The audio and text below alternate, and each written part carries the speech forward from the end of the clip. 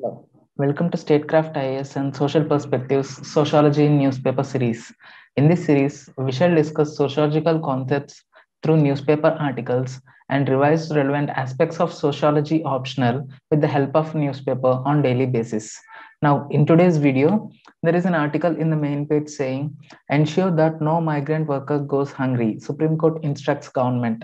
Now, Supreme Court has instructed government regarding migrant laborers which who are suffering due to the COVID-19 pandemic and its subsequent lockdown. Now, this article says the court set July 31st as the deadline for the center and the states to ensure their bounden duty that none among the estimated 38 crore migrant workers who form one-fourth of the country's population goes hungry during the pandemic. Now, this particular statistic is highly important, especially in paper 2, that is we have 38 crore migrant workers in India, approximately one-fourth of the total country's population. The article further says, Supreme Court ordered all the states to fully implement the One Nation, One Ration Card scheme by July 31st. The scheme allows migrant laborers covered under the National Food Security Act to access food at any fair price shop with his or her ration card in any part of the country. The court slammed the Labour Ministry for its unpardonable apathy in not completing the work of the 45.39 crore National Database for Unorganized Workers portal to register and identify migrant workers and unorganized laborers to ensure their rights, welfare, and food security. Now, both these NDUW and ONORC schemes are relevant for our social security measures in paper 2 to write under the aspect of welfare measures for migrant workers or migrant laborers or informal work. In the works and economic life chapter also, these are highly relevant.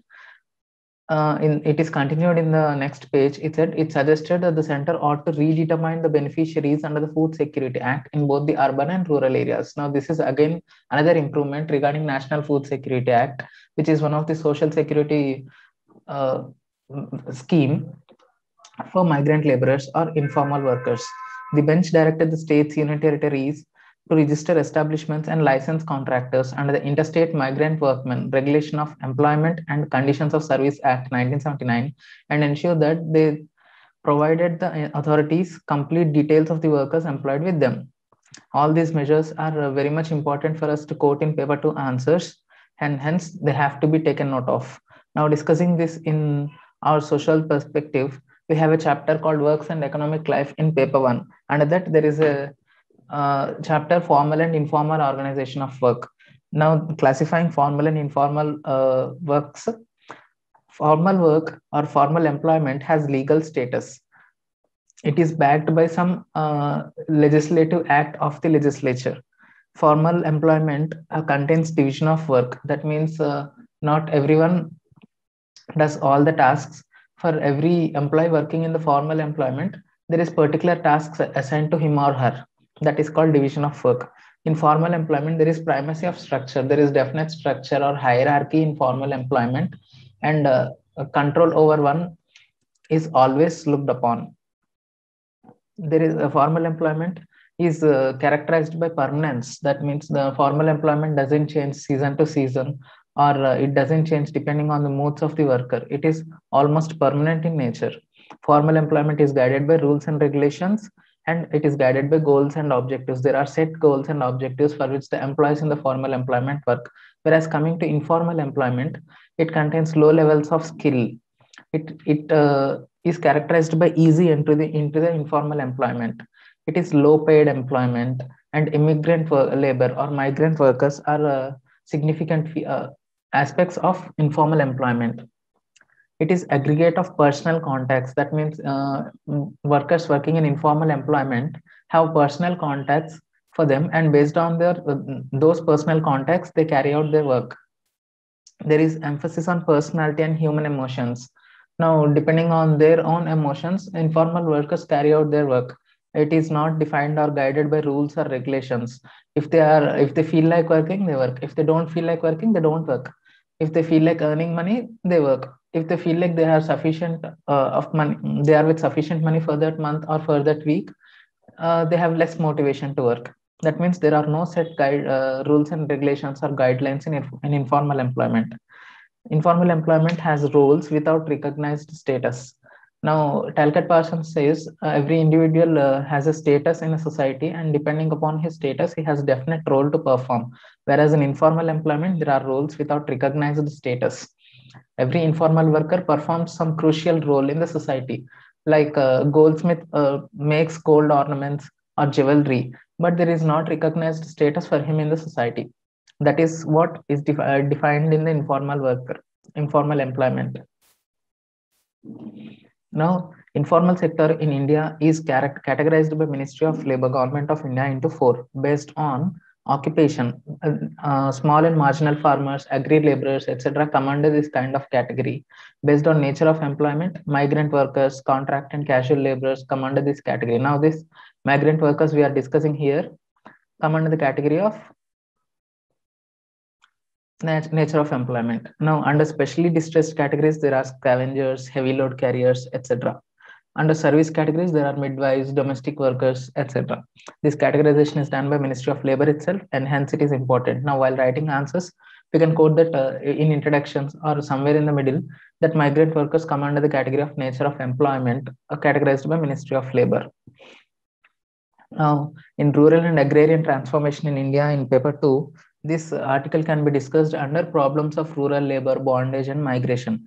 Now, labor migration has a nature which is inherent in like a majority of the migrant laborers are from backward communities, SCs and STs, and hence it indicates that they are highly vulnerable. Backward SCs and ST communities are already vulnerable wherever they are living. Now, if the migrant workers, if majority of migrant workers are from backward SCs and STs, they are more vulnerable than their usual status.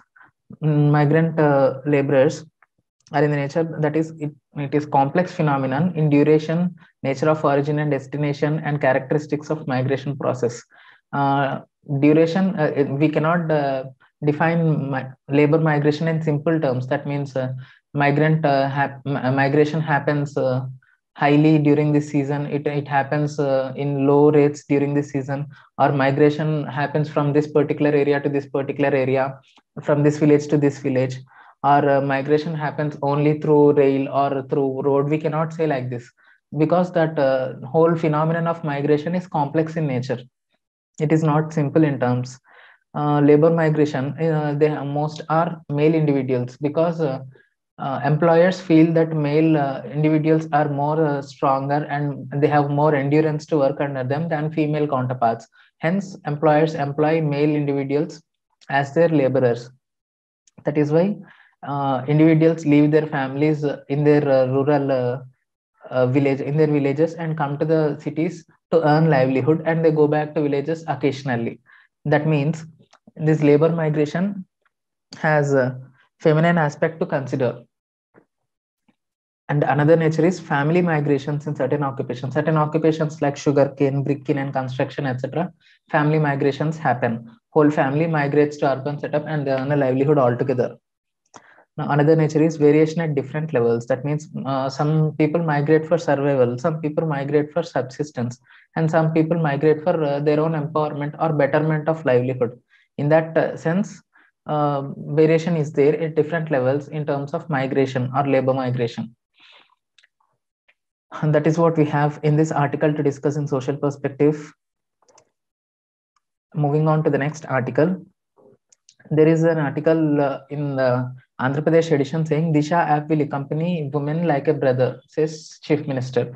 Now, this article, though it is mentioned in the Andhra Pradesh edition, it is highly relevant in social perspective to quote in exams for the students residing anywhere in the country, because this is an innovative measure or technological measure used in policing, termed as innovative policing, and this innovation has received already 4 national awards, and it has also received Scoch Award for innovative policing. Hence, this can easily be quoted in our exams.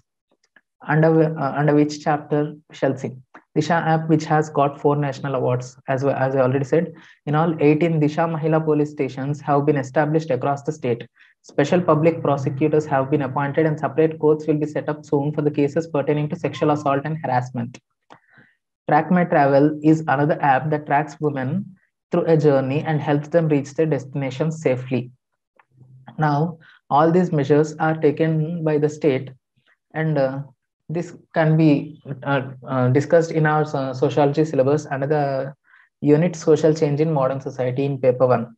Under that, there is a chapter called science, technology, and social change. This chapter mainly discusses how science and technology drives social change in society. W.F. Ogburn says technology changes society by changing our environment, to which we in turn adapt. Now, this particular innovation or Disha app, invention called Disha app, is changing our environment. It is, in essence, what this Disha app is. Uh, Women of the state need to install this app. It collects our personal details, alternative phone number, our location, etc., and it stores in its database.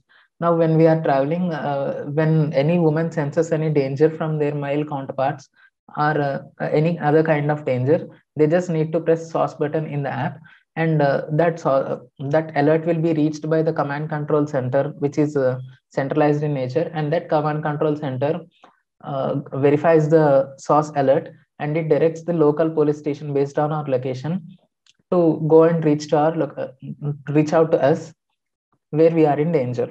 In that way, this app tries to curb sexual harassment cases or rape cases or molestation cases, etc. That way, it provides greater empowerment to women in society, and it also provides security to women in society.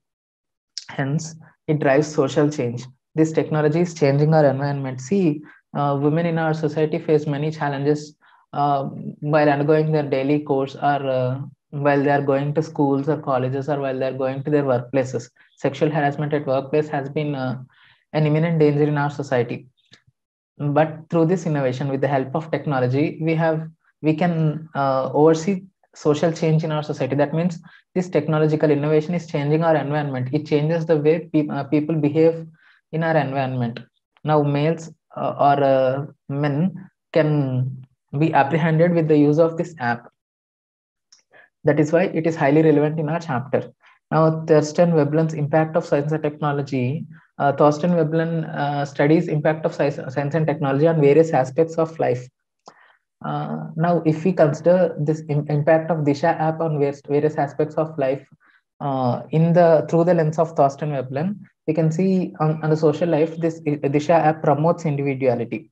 It also changes housing in urban settlement, because earlier, when while the women were unsafe, urban settlement, housing in urban settlement is almost becomes almost difficult.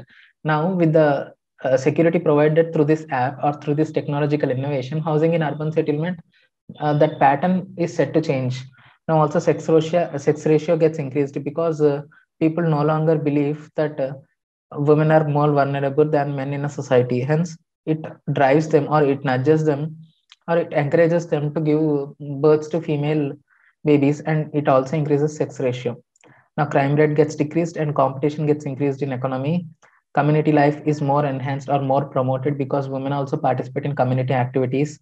Now, psychic conflict which women had to undergo because of their harassment at workplaces or in colleges or on their way to reach their destinations. This harassment is a very short or in very simplistic terms. It sounds very basic, but the psychological impact it gives on the minds of the women throughout their life is very huge. Now, because of just this technological innovation, that psychic conflict can be avoided in the minds of women. Now, in economic life, capitalism, this is irrelevant here. Now, scale of production increases because of this app, because women, who are 50% of labor force, are now encouraged to participate more in the production. Division of labor and specialization increases because women are also participating in production process. Economic depression can be addressed to an extent. Standard of living increases because more earning hands now. Women are also participating in livelihood activities. Industrial disputes, diseases, and accidents is relevant. Now, coming to family life, organization of family changes. Earlier, joint families are thought to produce greater security to women from outside society. When the economy has changed the family system from joint family to nuclear family, it is thought that women in nuclear family are relatively unsafe. But now, with this technological innovation, that thought or that stereotype has been can be set to Shat, and we can see significant changes in the organization of family with this app, with this technological innovation. Employment of women increases, function of the family also increases. Earlier function of the family, uh, in the family, function of men is to earn livelihood, and function of women is to look after the children or their offsprings. Now function of the family significantly changes because women also participate in production activity. Love, intercaste, late marriage, and divorce. These all can set to change because late marriages or early marriages. People tend to marry girls early in their life because they think that keeping girls or letting girls unmarried for longer period of time is unsafe for girls. They think some kind of threat may emerge later in the society if they are unmarried, and they think after that threat has been meted out to women, or after women undergo such harassment in the society, marriage for them becomes difficult. Now, with this with the security given by this technological innovation, late marriages can happen more. Women can lead their lives of their choice, going against early marriages. Coming to religion, secularization is not so much relevant here. Rural society migration happens more frequently now. Women feel they are safer in urban settlements with this technological innovation. Agricultural development irrelevant, class also irrelevant. Now, agents of social change. Uh, Under the chapter agents of social change, there is a subtopic technological factors. Jack Ellels says in his Technological Society, a single invention may have innumerable social effects that he terms as technologism. Now we have also seen a single innovation, that is Disha app, has has many innumerable social effects. See, the effect is in social life, that effect is in economic life, the effect is in family life, the effect is in rural society. Hence, Jacques Ellul was right in his quote that is this kind of phenomenon can be termed as technologism by Jacques Ellul. Moving on to the next article, in the editorial page, we have an article saying apt judicial reminder in era of over criminalization. The author says, Faisal Mustafa says, every punishment which does not arise from absolute necessity is tyrannical, said French jurist Montesquieu. This punishment, we can analyze this in terms of Emile Durkheim's solidarity concept. Emile Durkheim says there are two types of solidarity, mechanical and organic solidarity. In both these kinds of solidarity, Emile Durkheim talks about collective conscience. He says in mechanical solidarity, collective conscience is very strong, whereas in organic solidarity, collective conscience is not so very strong. Now, depending on that collective conscience, punishments and crimes are defined in the society. Now, if in the primitive societies or in the societies where there is mechanical solidarity, as collective conscience is very strong, if any individual tries to go against that collective conscience or tries to alter that collective conscience, it is regarded as crime, and the punishments are heavy in those societies. Now, in organic solidarity societies, as the collective conscience is not very strong, even if the individual goes against that collective conscience, that response from the society is not very strong. That means punishments are not so very harsh. That is what Durkheim says here. Here, the author says, punishment which does not arise from absolute necessity is tyrannical. That's what. When how can this necessity can be turned? Necessity is nothing but, or when the individual is trying to alter or trying to attack that collective conscience, then society feels that there is absolute necessity for punishment. When the attack is not so hard, society does not feel that the punishment is necessary in particular. That's why even if there is not so even if there is not much necessity for the punishment, even then the punishment is harsher, then that is what tyranny is called, says Montesquieu. Now, in our society, we can see that in our modern society or postmodern society, we experience organic solidarity. Because in organic solidarity, if we analyze these, differences and dependency are high, restrictive to loss must be there. Relations between individuals and groups become contractual. All these are features of organic solidarity or society of today. That means we are living in organic solidarity. That means collective conscience is not very strong in our present society. That means necessity for punishment is not very strong. Even then, we are imposing harsh punishments. That means we are in a state of tyranny right now. as Montesquieu has opined. The other says, unfortunately, crimes originate in government policy and therefore criminal law reflects the idea of power rather than justice. How crimes originate in government policy? Here again, Durkheim comes handy.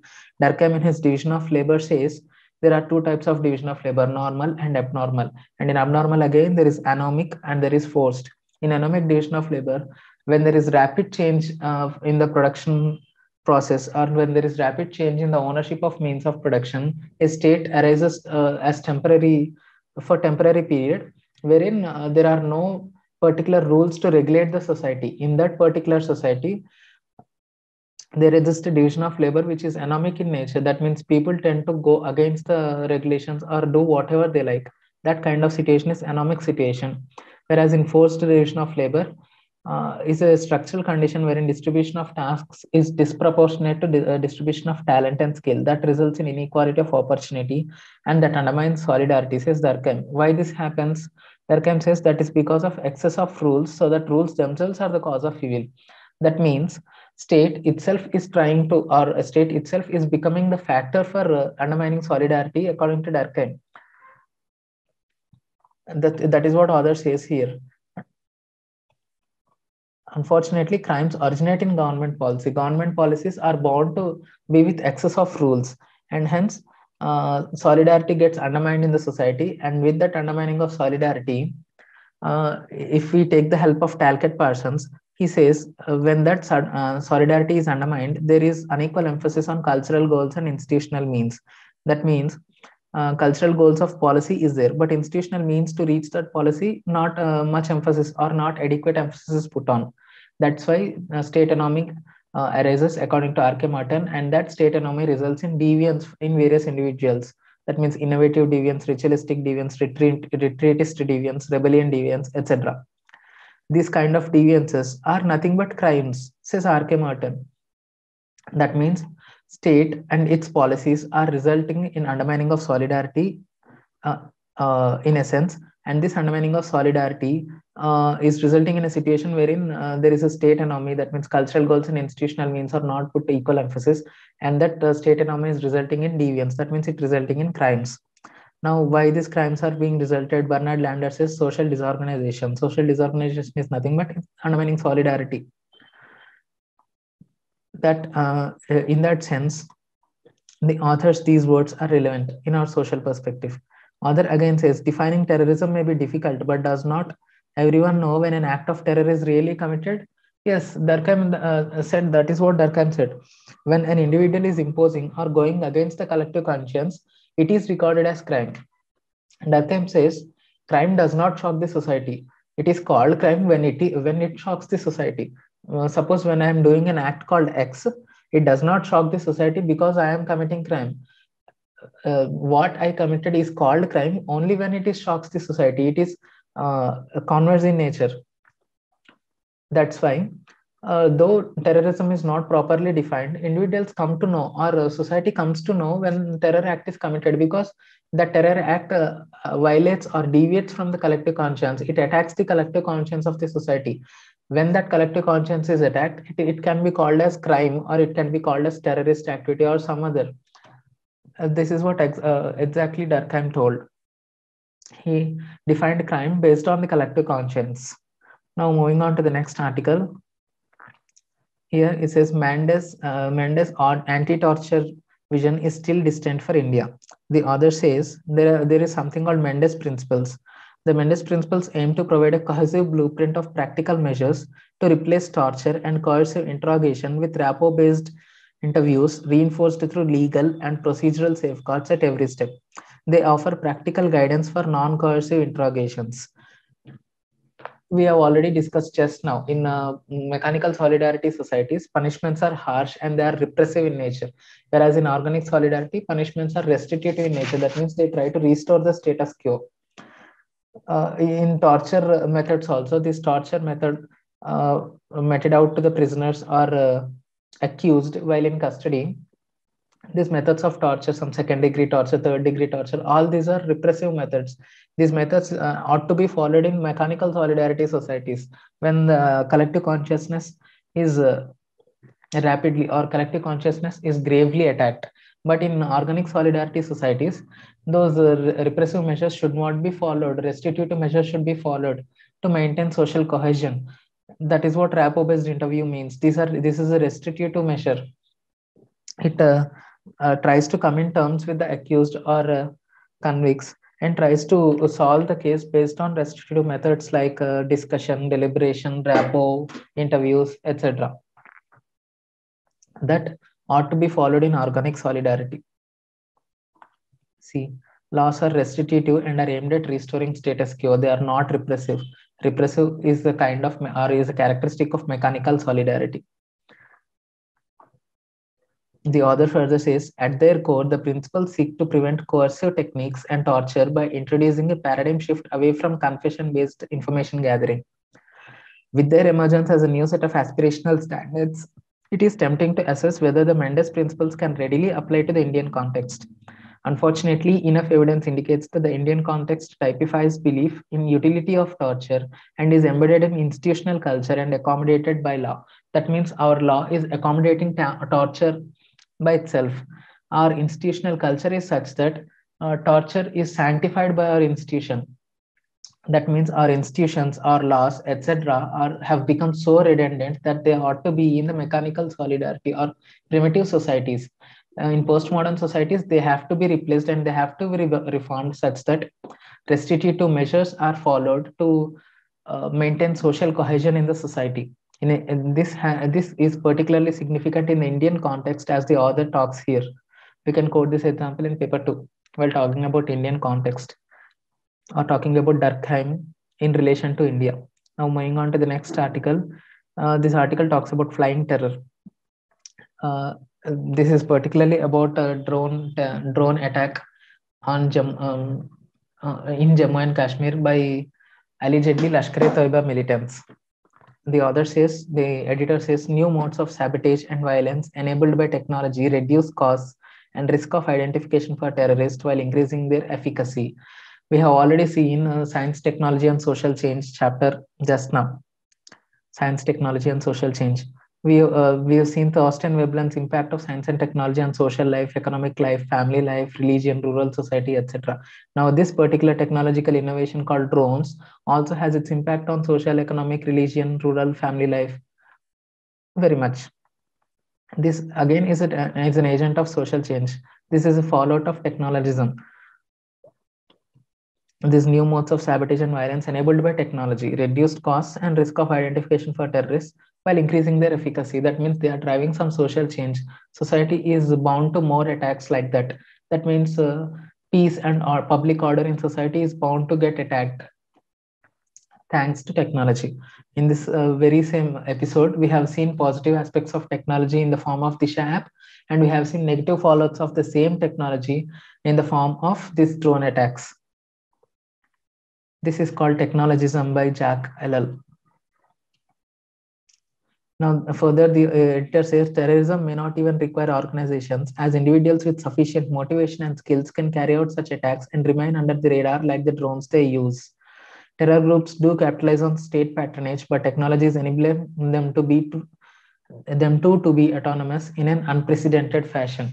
Now, this terrorism is a kind of revolution. If we look into this article through the lens of our social chapter called Revolution in Unit Politics and Society in paper 1, revolution is nothing but fundamental change in political power or organizational structures in short period of time when population rises up in revolt against the authorities.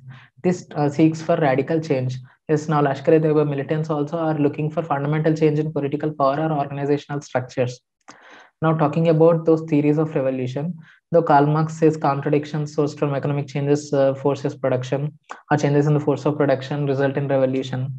James Davis says no, improvement in the standards of living rises the aspirations of the people. Now, when the people realize that the actual rise in conditions of their living are slowing down, they tend to revolt against the government. But Charles Tilly is more pragmatic in his approach. He says there is an organization for revolution, there is mobilization of resources for revolution, there must be common interest for various participants participating in the revolution, and revolutionary activists look for opportunity to strike against the government.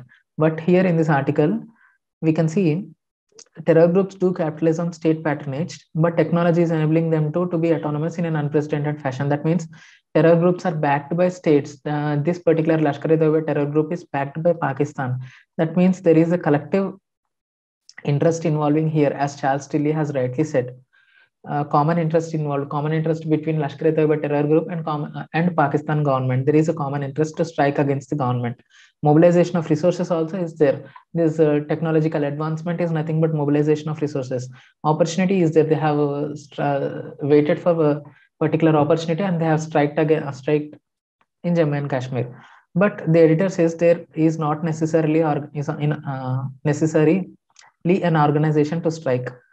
Terrorism may not even require organization, says editor. This is a significant development to Charles Tilly's theory on revolution. Charles Tilly feels organization is necessary, but now, as we have seen recent developments, organization is not so necessary for terror groups or for revolutionary activists to strike. This particular development can be quoted at the end of the answers while writing about Charles Tilly's theory of revolution. While describing Charles Tilly's theory, we can quote that he stated that organization, mobilization, common interest, opportunity must be there for revolution to take place. And at the end of that, our design or our answer structure, we can say that, however, in the recent times, organization is seemingly to be not so necessary for terrorist or for revolutionary groups to strike. Example, drone attack in Jammu and Kashmir, wherein organization seems not so necessary because it can be carried out by individuals too. Like that, if we conclude the answers, we may get some half or 1 mark extra. Moving on to the next article. This article talks about CBFC's new rules, wherein central government can seek recertification from CBFC of any movie or any show being telecasted on OTT. This article says, for the past few years, the CBFC, Central Board of Film Certification, has objected to the content of several films, ordering cuts. Now, a proposed amendment to the Cinematograph Act 1952 will make it even more difficult for filmmakers to work on thorny or controversial subjects. The draft Cinematograph Amendment Bill 2021, which has been put out for public comments, has a provision that allows the government to order recertification of a film already certified by the CBFC. Filmmakers argue that the new provision adds one more layer of censorship to the existing process. Now, the censorship is related to the concept called freedom of speech and expression. Why is this freedom of speech and expression necessary in our democratic societies?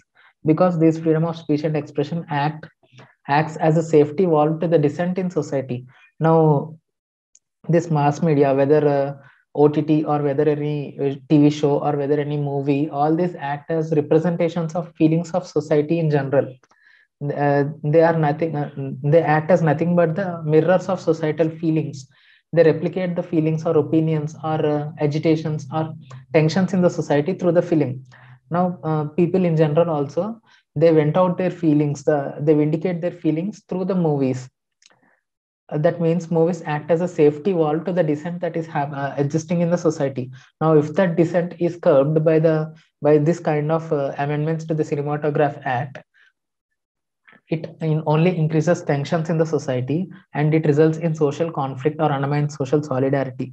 Now, in the chapter politics and in the unit politics and society in first paper, we have a chapter called types of political participation. Under that, Lester Milbrath says there are various political participants like political apathetics, political spectators, transitional activities, gladiators, etc.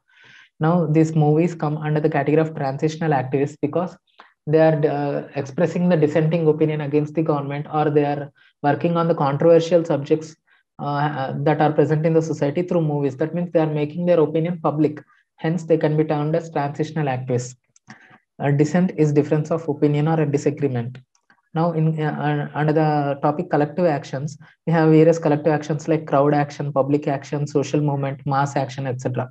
Now, this particular movies come under mass action. That means they are putting their efforts to express their dissenting opinion against the government, or they are putting their efforts to showcase controversial subjects in the society through mass media.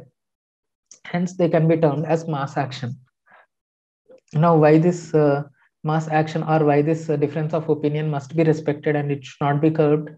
Because Karl Marx says in his alienation concept that when the alienation is crystallized, it results in revolution, or it results ultimately results in revolution in the society. Now, while criticizing Karl Marx, Durkheim says that no, there may not necessarily be revolution in the society. That difference in opinion, dissent can be addressed without turning into revolution through institutional measures within the society. Now, this censorship all are curbs to those institutional measures. If the dissenting opinion is allowed to grow, and if the dissenting opinion is allowed to be went out through the channels like movies, etc., people feel satisfied that their opinion is addressed and is reaching out to the larger sections of the people, and their agony is mellowed down. Now, in such way, conflict can be avoided, says Durkheim. Institutional measures is nothing but such measures where there is grievance redressal mechanism. There is some platform for people to showcase their feelings, opinions, or vent out their agony. Now, but if such platforms are curbed or subjected to more censorship, we are doing nothing but fueling the dissent in the society, and we are heading towards more more conflict society. That in that sense, Karl Marx and Durkheim are relevant in this particular article. Giving the government powers to vent content not only curbs freedom of expression but also quells democratic dissent. That is exactly what we have discussed now.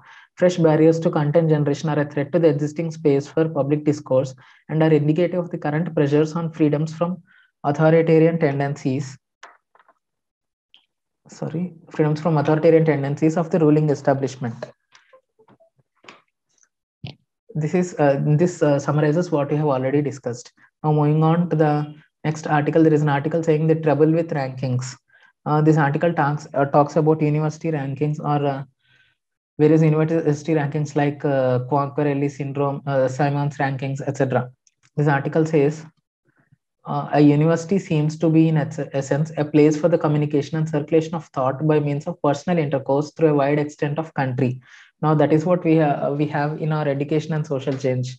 In our sociology syllabus, we have a chapter called social change in modern society in first paper. Under that, there is a chapter education and social change.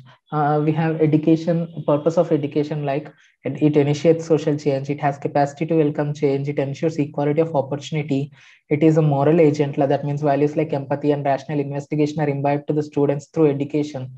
Education has economic role. Education fights orthodoxy, promotes liberal ideas. Education is means for social mobility, and education also accelerates the social change. Now, looking into the various perspectives on education and social change, Sumner says education is the transmission of the modes of the group to the child. That means learning what is approved and what is not in the society, how to behave in all kinds of cases, what is ought to be believed and respected, is taught to the child through education. Durkheim says schools are important episodes. Schools are epitomes of society. That means miniature society. Children learn to respect norms of the society and be part of a larger group. That means schools are agents of transmission of social norms. Education is the socialization of younger generation, says Durkheim. It helps in impartation of skills which sustain division of labor in society. Now, Parsons says education plays a key role in role allocation in an increasingly specialized industrial economy. That is why education and educational institutions are important. In the same way, universities are also important. Now, here the author also says the same. University seems to be, in essence, a place for the communication and circulation of thought by means of personal intercourse through a wide extent of country. The further says the objective of the university was to advance knowledge by original and critical investigation, not just to transmit the legacy of the past or to teach skills. In India, the universities of Calcutta, Bombay, and Madras were established in 1857. The immediate interest was to produce graduates to fill up the salaried positions emerging in the wake of colonial rule. This particular statement is highly significant in the criticism to education.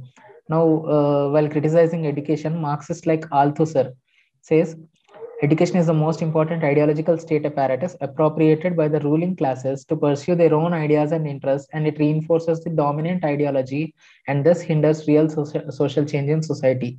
It merely leads to reproduction of labor force. This is exactly what has happened, as the author says here. The immediate interest was to produce graduates to fill up the salaried positions emerging in the wake of colonial rule. The motto of these universities, however, were advancement of learning, the fruit of learning is character and righteous conduct, and learning promotes natural talent, respectively. In 1919, Rabindranath Tagore wrote, "The primary function of our university should be the constructive work of knowledge." This quote can be quoted in our answers in this particular chapter, Education and Social Change. Besides writing various social perspectives by thinkers like Durkheim, Sumner, Parsons, etc., if you quote like these quotes, our answer becomes more enriched.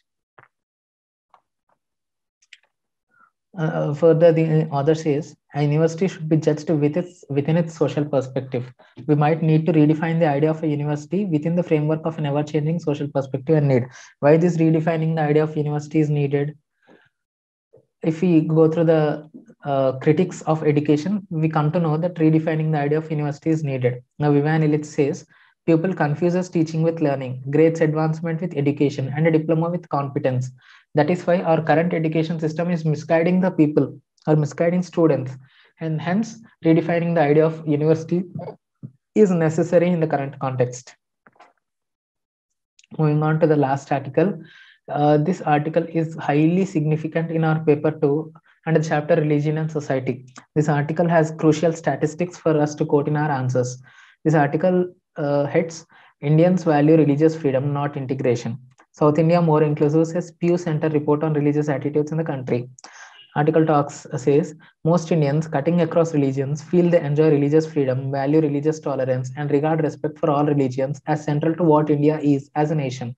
At the same time, the majority in each of the major religious groups show a marked preference for religious segregation and want to live separately, according to a nationwide survey on religious attitudes, behaviors, and beliefs conducted by Pew Research Center, NPO, a non-profit based in Washington, D.C.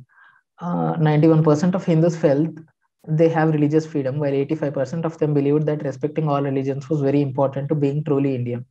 For most Hindus, religious tolerance was not just a civic virtue, but also a religious value, with 80% of them stating that respecting other religions was an integral aspect of being Hindu. While 89% of Muslims and Christians said they felt free to practice their religion, the comparative figures for Sikhs, Buddhists, and Jains were 82, 93, and 85% respectively. The majority in all the faiths scored poorly on the metrics for religious segregation, composition of friends, circle, views on stopping interreligious marriage, and willingness to accept people of other religions as neighbors. That means Indians are valuing religious freedom if we see these numbers, but they are not valuing integration. They are not ready to integrate with the other religious groups. Hindu nationalist sentiments were less prevalent in the South. Hence, this particular observation by Pew Research Center report can be quoted in our answers very much widely under the chapter Religion and Society in paper 2. Now, that is all we have for today. Thank you for listening. If you like the content, please like, share, and subscribe to Statecraft IAS. Have a nice day.